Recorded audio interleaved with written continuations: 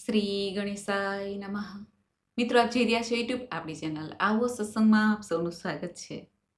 મિત્રો, આજે આ વિડીયોમાં આપણે સાંભળવાના છીએ વૈશાખ માસના શુક્લ પક્ષની 9મી તિથિ એટલે માતા સીતાજીનો જન્મોત્સવ. સીતા નવમી, જાનકી નવમી તરીકે ઉજવાય છે.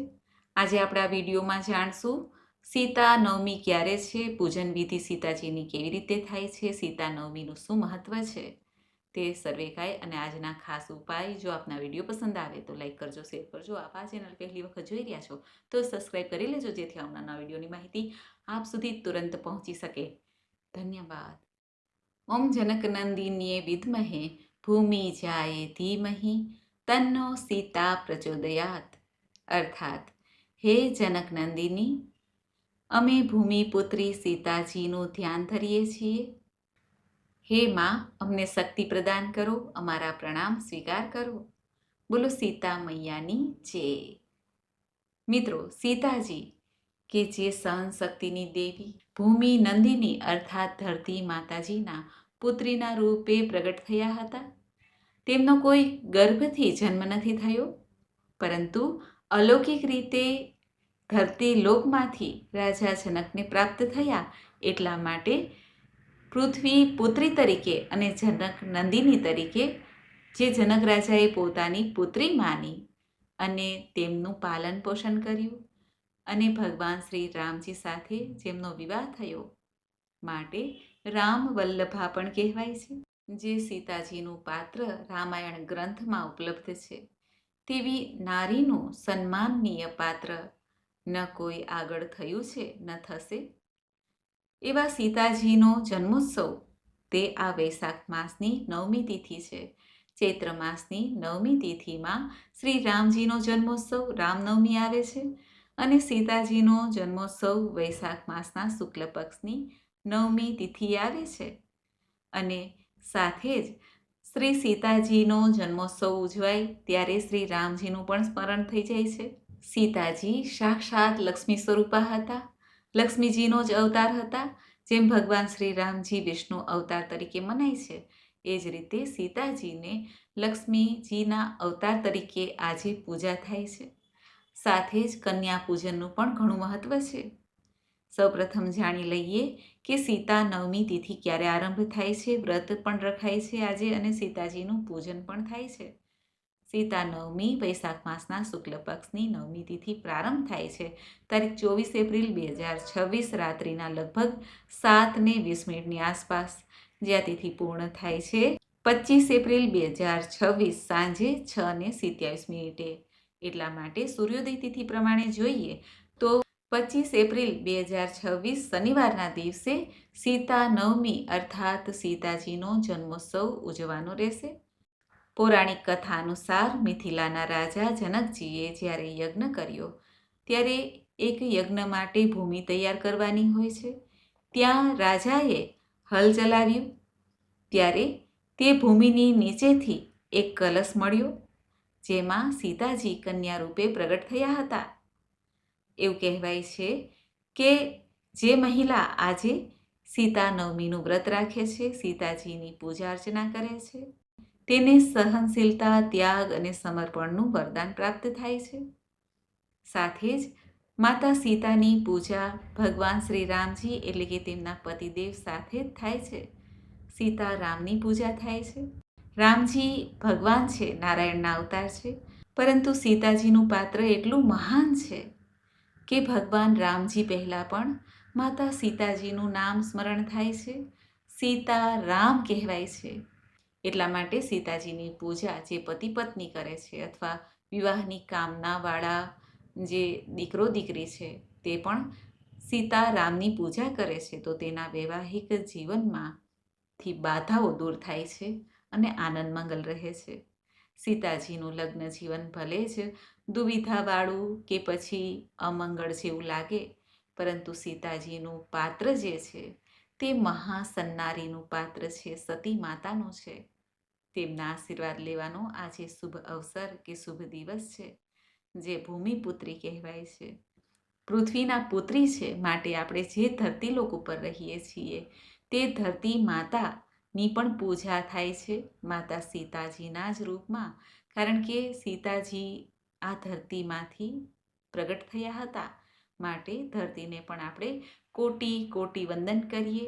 ધરતીનું પણ ઋણ છે આપણી ઉપર, જેની ઉપર આપણે પગ રાખીને ચાલીએ છીએ. તેવી દેવીની પૂજા આજે કરાય છે. ધરતી ઉપર જે ઘાસ છે નાનું નાનું, તેની પૂજા થાય છે. ધૂપ, દીપ, નૈવેદ્ય, નાગલા, ચુંદડી આદિ ચડાવાય છે. આ દિવસે જે ભક્તો વ્રત રાખે કે ન રાખે, સીતારામજીની પૂજા અવશ્ય થાય છે. સવારે વહેલા ઉઠીને સ્નાનાદિથી પરવારીને શુદ્ધ વસ્ત્ર ધારણ કરવું. આપણા ઘરના મંદિરમાં સીતારામજીની મૂર્તિ, ફોટો હોય, રામ પરિવારનો ફોટો હોય, તેની પણ પૂજા થઈ શકે છે. ભગવાન શ્રી રામજી સહિત સીતાજીની પૂજા થાય છે. સીતાજીને વિવિધ શૃંગારની સામગ્રી ભોગ ધરાય છે. પીળા પુષ્પ છે, શૃંગારની વસ્તુ છે, અને સીતાજીને ધૂપ, દીપ, નૈવેદ્ય આદિથી પૂજન થઈને તુલસીજી શ્રી રામજીના ચરણોમાં સમર્પિત થાય છે અને મંત્ર જાપ થાય છે. શ્રી જાનકી રામાભ્યામ નમઃ આ મંત્રનો 108 વાર જાપ કરી શકાય છે. અને આ ઉપરાંત ઓમ સીતાએ નમઃ અથવા સીતા એ નામ મંત્ર પણ છે. જેમ રામ નામ છે, મહામંત્ર છે, એમ સીતા અર્થાત જે હળ છે તેના આગળના ભાગને સીત કહે છે. અને એ હળથી જનક રાજાએ જ્યારે જમીનને ખોદી ત્યારે અંદરથી જે એક પાત્ર મળ્યું તેમાં સીતાજી હતા. માટે તે હળના ભાગના નામ ઉપરથી સીતાજી એવું નામ પાડવામાં આવ્યું હતું. આમ તો સીતાજીના અનેક નામો છે. ભારતના ઘણા ક્ષેત્રોમાં સીતા નવમી, જાનકી નવમી અથવા તો સીતા જયંતીના રૂપમાં ઉત્સવ મનાવાય છે. શ્રી રામજીના જેટલા પણ મંદિરો છે, ધામો છે, ત્યાં ધામે ધૂમેથી આ ઉત્સવ મનાવાશે. રામાયણ મહાકાવ્યમાં સીતાજીના પતિ રામ જે આદર્શ વ્યક્તિનું ઉદાહરણ આપે છે, એવી જ રીતે સીતાજી પણ આદર્શ નારીત્વના પ્રતીક રૂપે સન્માનિત કરવામાં આવે છે. ભારતીય સંસ્કૃતિમાં સીતાજીનું ચરિત્ર ઉચ્ચ સન્માન દેવામાં આવે છે અને એક પત્ની દ્વારા પોતાના પતિના પ્રત્યે જે પ્રદર્શિત છે, સમર્પિત છે, તેવો પ્રેમ, નિષ્ઠા ઉચ્ચતમ સ્તરના પ્રતીક રૂપે પણ સીતાજીની પ્રશંસા કરવામાં આવે છે. રામાયણમાં સીતાજીનું ચરિત્ર એક સશક્ત મહિલાના રૂપમાં ઉત્કૃષ્ટ ઉદાહરણ આપે છે. જ્યારે અનેક ઘટનાઓ રામાયણની આપણે પ્રચલિત જોઈએ છીએ. આત્મનિર્ભરતા, સ્વયં તથા પોતાના બાળકોની સુરક્ષા માટે પણ સુનિશ્ચિત કરવાની ક્ષમતા તે સીતાજીમાં છે. જ્યારે લંકાપતિ રાવણ સીતાજીનું હરણ કરીને જાય છે, ત્યારે સીતાજી પોતે પવિત્રતા જાળવીને લંકામાં રહે છે. તે સીતાજીની મનોવ્યથા પણ આપણે દર્શન કરી શકીએ છીએ. કેટલી મજબૂતાઈથી તે એક અલગ ધામમાં, અલગ સ્થાનમાં ઊભા હતા, જ્યાં તેમના પતિ પણ નહોતા અને તેમનું કોઈ સગા વહાલું પણ નહોતું. છતાં પણ તેઓ પોતાની રક્ષા સ્વયં કરી શક્યા હતા.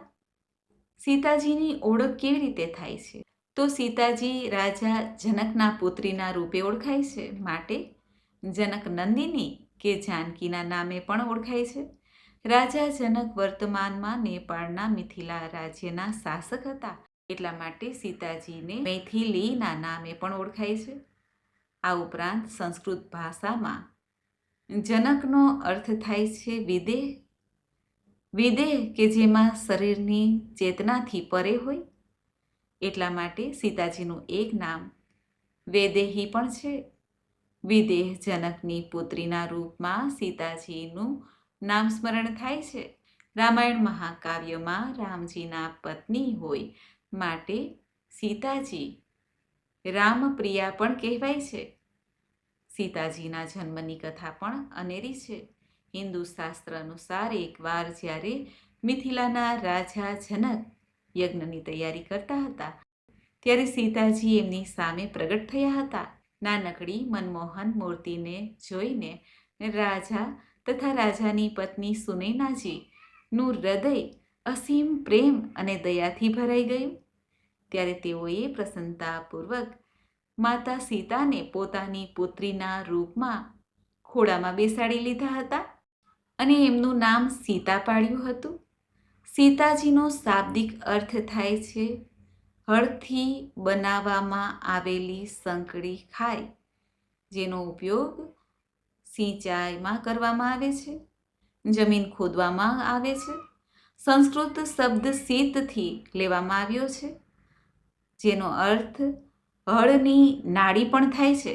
હિન્દુ માન્યતા અનુસાર સીતાજી લક્ષ્મીજીનો જ અવતાર મનાય છે. ભગવાન શ્રી કૃષ્ણએ ગીતાજીમાં કહ્યું છે કે જ્યારે જ્યારે ધર્મની હાનિ થાય છે અને અધર્મ વધતો જાય છે, ત્યારે ભગવાન નારાયણ કે જે આ સૃષ્ટિના પાલન પોષણ કરતા દેવતા છે, તે યુગે યુગે પ્રગટ થાય છે.